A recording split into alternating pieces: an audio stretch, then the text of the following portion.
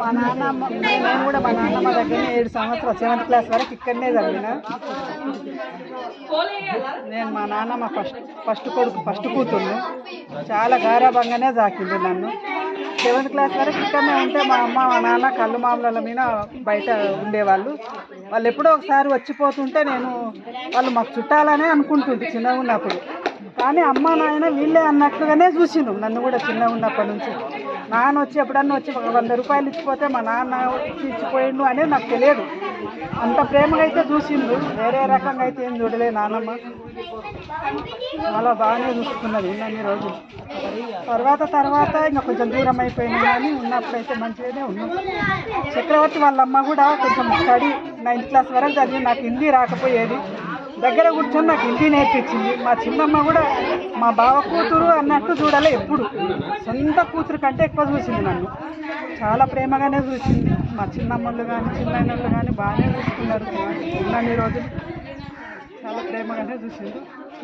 నానమ్మ నాకు ఎంత ఇష్టంతోనో జెండవందనం వస్తే మొత్తం బంగారం పెట్టి బంగారం పెట్టి తాతను కట్టయించి నా వెనక కావలి తోలేది. మళ్ళీ మన్మరాలకు సపోర్ట్గా అని నాకు ఈ బంగారం వద్దు ఏమొద్దు, నా వెనక నువ్వు రా తాత, నన్ను అంత ఎక్కిరిస్తారు, అట్లా రావద్దు అని నేను చాలా కూడా నేను అంత దూరం పోతే వెనక చెట్టు సాటుగా ఉండి వెనక వచ్చేటోడు. నాకు ఈ బంగారం వద్దు అని నేను అన్నా కూడా తాత వినేటోడు కాదు. నాయనమ్మ అట్లా పెట్టి సంతోషపడేది.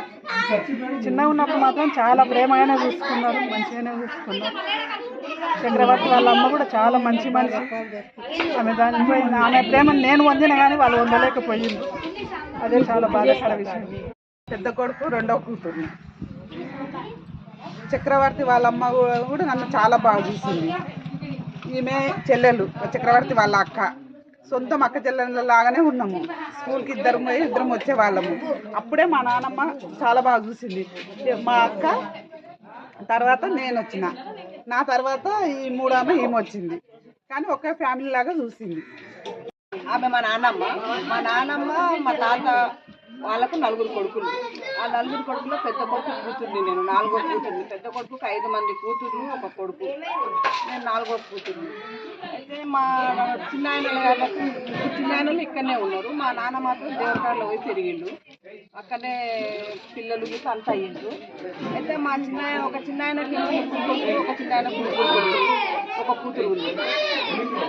మమ్మల్ని మా నాన్న వేరే చూడకుండా మా నాన్నమ్మ వాళ్ళ దగ్గరనే నేను 4 ఏళ్ళు ఇక్కడనే పెరిగిన.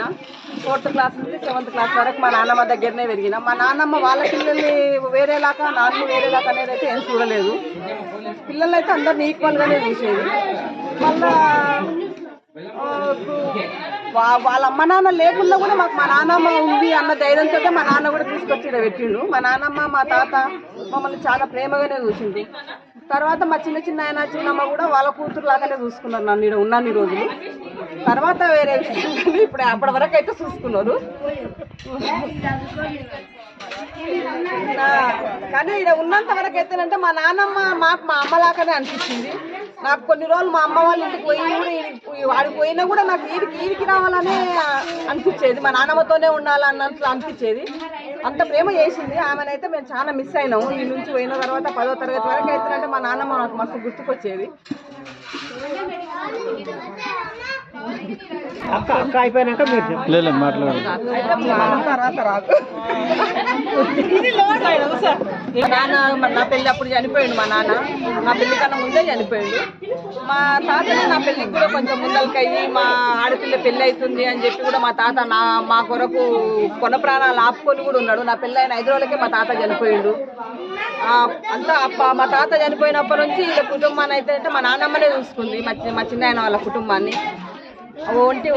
కాడామె అయి ఉండి కూడా మళ్ళా కొడుకులని సపోర్ట్ తీసుకొని బాగానే చేసింది. వ్యవసాయం అయితే చదువు లేదు, కళ్ళు అమ్మింది. ఆమె మస్తు రకాలుగా చేసింది.